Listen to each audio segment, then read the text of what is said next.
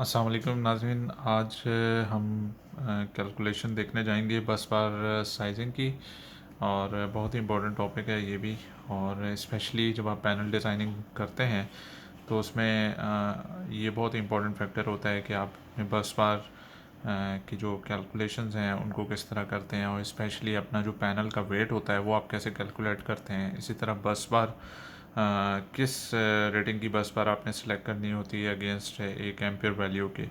तो अगर आप देखते हैं यहाँ पे, अगर मैं शुरू करता हूँ, अगर हमारा कंडक्टर, जो सबसे इम्पोर्टेंट चीज़ है कि मटेरियल ऑफ कंडक्टर वो क्या होगा। नॉर्मली कॉपर और एलुमिनियम यूज़ हो रहा होता है मार्केट के अंदर, लेकिन नॉर्मली जो मैक्सिमम जो पैनल बिल्डर्स हैं वो कॉपर ही यूज़ करते हैं। तो अगर 1 mm² की जो एरिया है कॉपर का, उसमें अराउंड 1.5 एम्पेयर जो है ना वो बेयर करती है कोई भी बस बार, उसकी करंट कैरिंग कैपेसिटी होती है ये। तो लेट सपोज अगर हम एक पैनल डिज़ाइन करते हैं जिसमें 500 एम्पेयर का ब्रेकर लगा हुआ है, तो उसकी बस बार अगर हम कैलकुलेशन करते हैं तो 1 mm² में अगर 1.5 एम्पेयर्स आते हैं तो अराउंड 500 एम्पेयर्स के लिए जो है वो अराउंड वैल्यू जो बन रही है एरिया, वो 334 mm² है। सिंपल आपने करना है कि 1 एम्पेयर में 1/1.5 mm² आ जाएगा। और अगर 500 एम्पेयर के लिए कैलकुलेट करेंगे तो 500 को हम डिवाइड करेंगे 1.5 से, तो हमारे पास एरिया आ जाएगा फॉर 500 एम्पेयर की बस बार के लिए। अब इसी को हम यूज़ करेंगे आगे। और यहाँ पे आप एक फिगर देख रहे हैं जिसमें मैंने विड्थ और थिकनेस को डिफ़ाइन किया है। किसी भी बस बार की जो थिकनेस होती है वो उसकी कितनी मोटाई है, मतलब वो कितनी थिक है, वो आपकी रिक्वायरमेंट होती है, और एक उसकी विड्थ कितनी है। अच्छा, इस तरफ जो हम मेजरमेंट करते हैं ये बेसिकली लेंथ होती है। ये अकॉर्डिंग टू आपके जो पैनल होता है उसके हिसाब से आप फाइनल करते हैं। फॉर एग्जांपल अगर आपका पैनल 800 mm का है तो 800 से थोड़े से कम जो है वो आपकी लेंथ होगी बस बार की, जो टॉप रन कर रही होगी। तो उसकी मेजरमेंट यहाँ पे इम्पोर्टेंट नहीं है हमारे लिए। जो हमारे लिए मेन पैरामीटर्स हैं वो थिकनेस है और विड्थ है।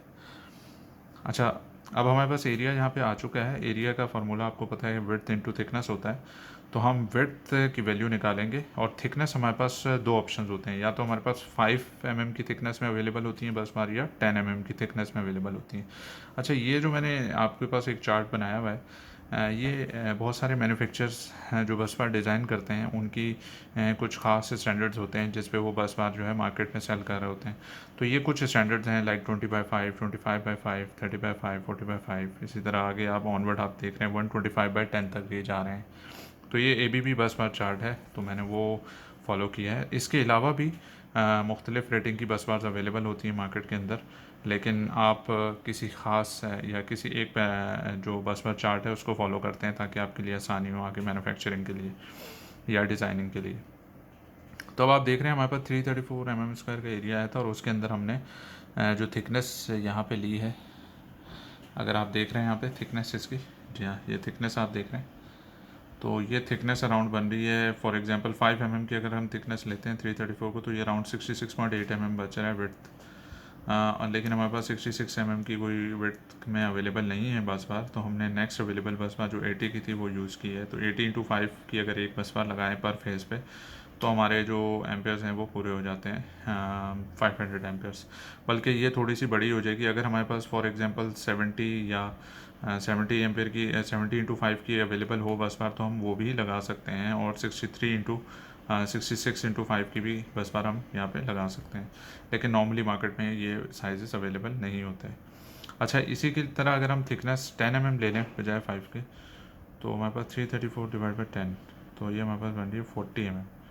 जब 40 mm के लिए हमारे पास जो बस बार अवेलेबल है 14/10 वाली, वो आप देख सकते हैं बस बार चार्ट के अंदर 14/10 अवेलेबल है। तो हम ये नेक्स्ट अवेलेबल साइज़ जो है 14/10 का यूज़ कर लेंगे पर फेज़ पे।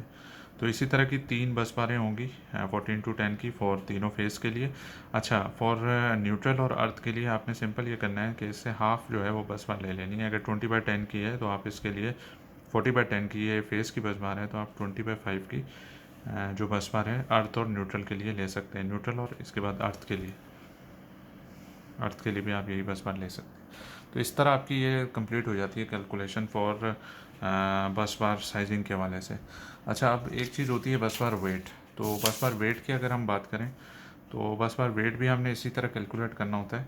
उसके लिए हमारे पास फार्मूला होता है length into width into thickness density और नंबर ऑफ बस बार्स। तो अगर हम देखते हैं यहाँ पे हमारी लेंथ जो है बस बार की वो हमने तकरीबन ली हुई है 0.8 मीटर या 800 mm, और हमारे पास थिकनेस आई थी 0.04 मीटर, और 0.010 जो हमारी थिकनेस थी, और 0.0104 जो है इसकी विड्थ थी बस बार की, वो हमने यहाँ पुट की। और डेंसिटी जो होती है वो मटेरियल की होती है। जो कॉपर मटेरियल अगर यूज़ कर रहे हैं तो उसकी डेंसिटी जो होती है स्टैंडर्ड वैल्यू होती है 8940 किलोग्राम पर मीटर क्यूब। तो यह वहाँ से ले लेते हैं। अगर नंबर ऑफ बस बार्स एक फेज़ पे आप 2 या 3 लगा रहे हैं तो यहाँ पे आप 2 या 3 या 4 कर देंगे ताकि आपकी वो कैलकुलेशंस में शामिल हो जाए। बहरहाल हमारे पास इस 14 to 10 mm की जो बस बार है उसकी, जिसकी लेंथ 800 mm है, उसका वेट निकल के आ रहा है 2.86 kg। ठीक है, ये एक फेस का आ रहा है। 3 फेसेस का निकालेंगे तो अराउंड 8.58 kg आ जाएगा। जस्ट आपने मल्टीप्लाई करना है 3 से। अच्छा, न्यूट्रल और अर्थ के लिए भी इसी तरह कैलकुलेशन होगी, length into width into thickness density और नंबर ऑफ बस बार। लेंथ हमारी 0.8 है, विड्थ हमारी 0.02 हो जाती है क्योंकि 20 into 5 की लगी हुई है, और थिकनेस हमारी 0.005 क्योंकि 5 mm उसकी थिकनेस है, और 8940 हमारा कॉपर का जो डेंसिटी है मटेरियल की, और 1 नंबर ऑफ बस बार। तो ये 0.7152 जो है kg हमारा वेट आ जाता है।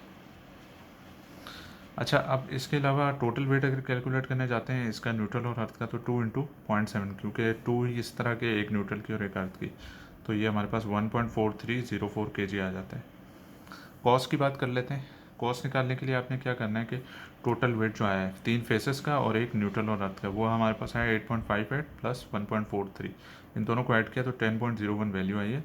और जो इस वक्त LME चल रहा है, हमारा जो कॉपर का रेट चल रहा है वो अराउंड चल रहा है 1080 रुपीज़ पर केजी।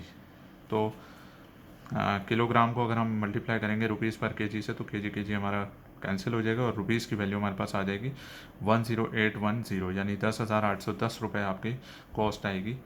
3 फेसेस और एक बस बार अगर न्यूट्रल और अर्थ की भी मेजर करते हैं तो तकरीबन इतनी आपकी कॉस्ट आ जाएगी। अच्छा, अब बात करते हैं ड्रॉपर्स की। ज़रूरी नहीं है अगर बस पर रन कर रही है तो अक्सर आपने देखा है कि जो ब्रेकर होता है वो सेंटर ऑफ पैनल में लगा होता है, तो वहाँ से ड्रॉपर आपको ऊपर से टॉप से नीचे गिराने पड़ते हैं, और उन टॉप से नीचे तक जो आपके ड्रॉपर गिरते हैं उनकी भी कॉस्ट शामिल हो जाती है। तो हम वही कॉस्ट ले लेते हैं जो ऊपर की है। तो अगर उसी को कॉस्ट ले लें, ड्रॉपर भी इतने ही हों अगर फॉर एग्जांपल, तो हमारे पास 8.58 kg आ जाता है टोटल वेट फेसेस का, और 1.4304 जो है वो आ जाता है न्यूट्रल और अर्थ का।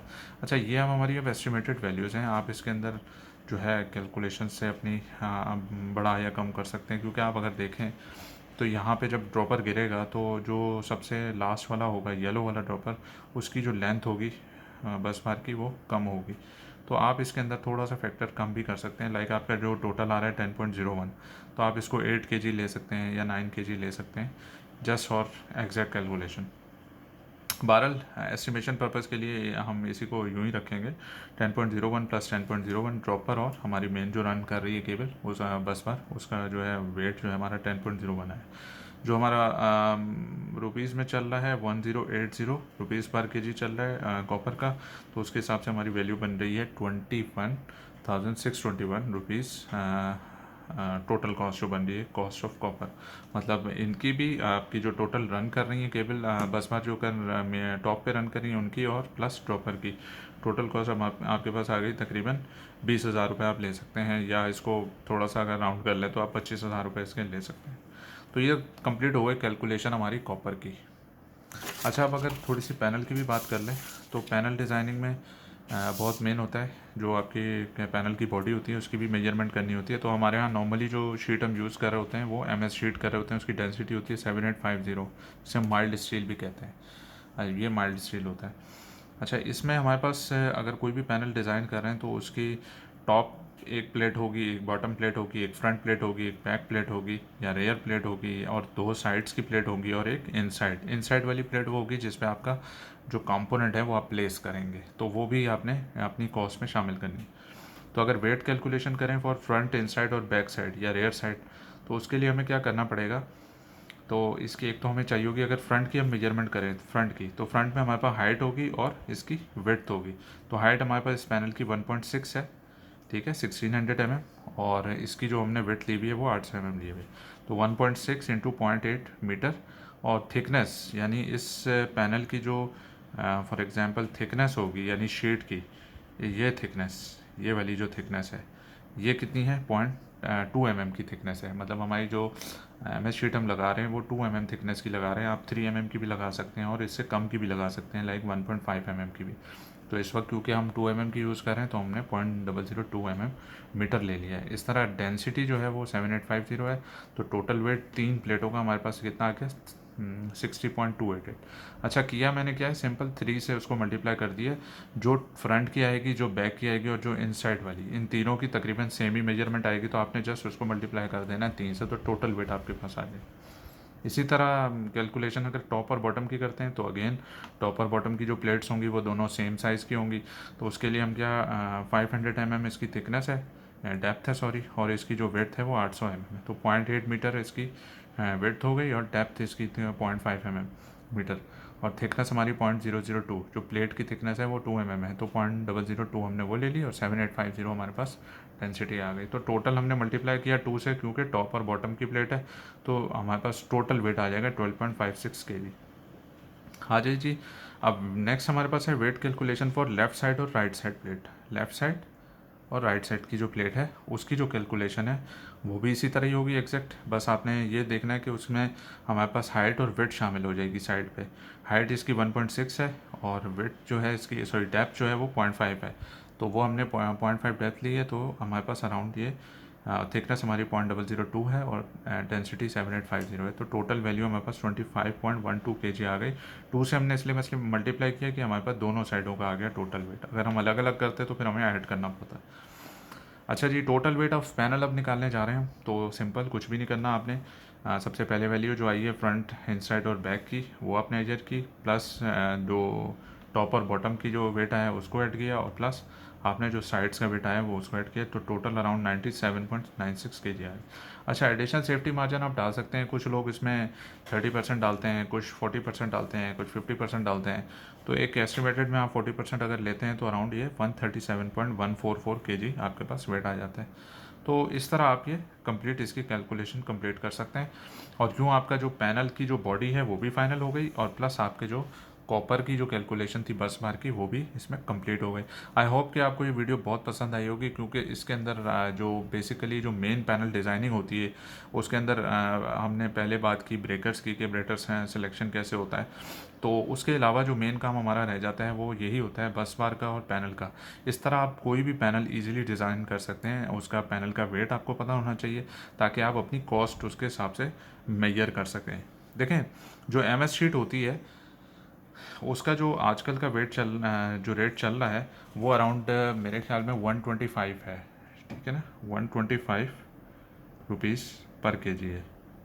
तो अगर आप मेजर करना चाहें तो आपने सिंपल इसकी कॉस्ट भी मेजर कर सकते हैं। कॉस्ट करने के लिए आपको सिंपल 137.144 kg को मल्टीप्लाई कर देना है इस वैल्यू से, 125 रुपीज़।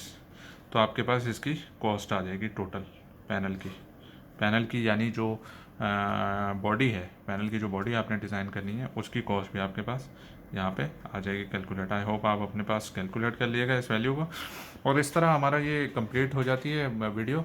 आई होप कि आपको बहुत पसंद आई होगी, और उम्मीद है कि आप लोग मेरी वीडियो पसंद भी करोगे। मेरी वीडियोस को लाइक करें, सब्सक्राइब करें मेरे चैनल को, और इंशाल्लाह फ्यूचर में मुझे बताएं आप कौन सी वीडियोस चाहते हैं, किन टॉपिक्स पे चाहते हैं, तो मैं इंशाल्लाह आपसे वो भी शेयर करूँगा। Thank you so much. अल्लाह हाफिज़।